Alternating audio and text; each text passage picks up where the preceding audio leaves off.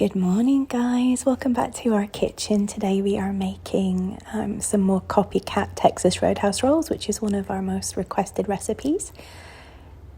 And we're going to use the Cuisinart bread maker I was gifted from my parents. I use this every day. I love it so much. We're going to start with 1 1/4 cups of warmed milk, just microwave 35 seconds. And I add into that 3 tablespoons of honey, and 2 1/4 teaspoons of active dry yeast. Give it a stir, cover, and rest for between 5 and 10 minutes. You're looking for it to be lovely and bubbly and frothy, just like this. I'll zoom in and let you see the bubbles. And that means your yeast is active and you can proceed. So into that we put 1 egg,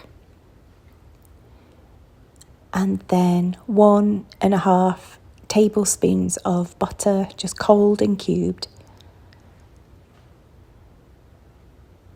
and 3 1/2 cups of bread flour.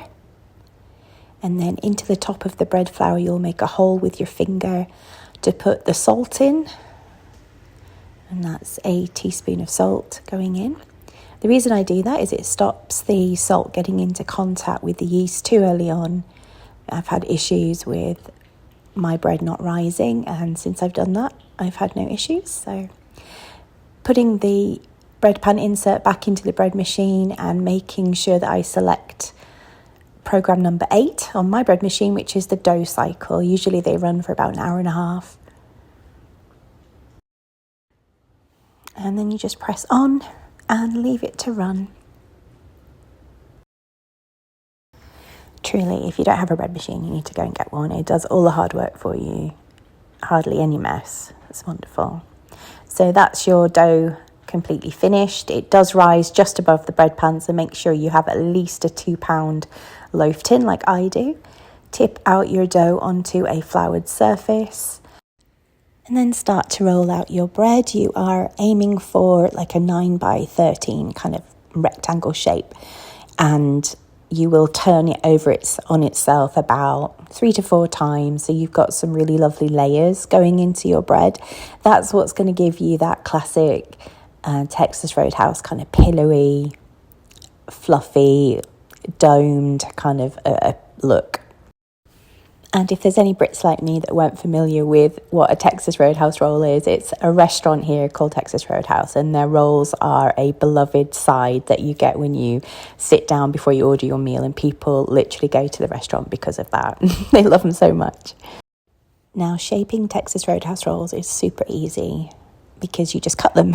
So if you haven't seen them in real life, they are square or ever so slightly rectangle rolls. So you literally take a pizza cutter or a knife. I aim for between 12 and 16, usually, depending on how large and substantial I want my roll. And then you will place them on a parchment-lined baking sheet and cover, resting for 10 to 15 minutes so that they're nice and fluffy when they go into the oven. Then into a 350-degree Fahrenheit oven, you're going to bake them for 10 to 15 minutes. I always have to go to the full 15 minutes because we like the golden finish. And then remove them by placing the parchment paper and the rolls on your cooling rack. Rub them with a little butter, which keeps them both soft and looking just gorgeous and golden and shimmery. And we love to serve this with our homemade Texas Roadhouse Copycat butter, which is also on the Far From the Farm website. They're so soft, guys, and absolutely delicious. If you haven't made these yet, you absolutely need to. And tag me and let me know how they turned out. Thanks for joining us.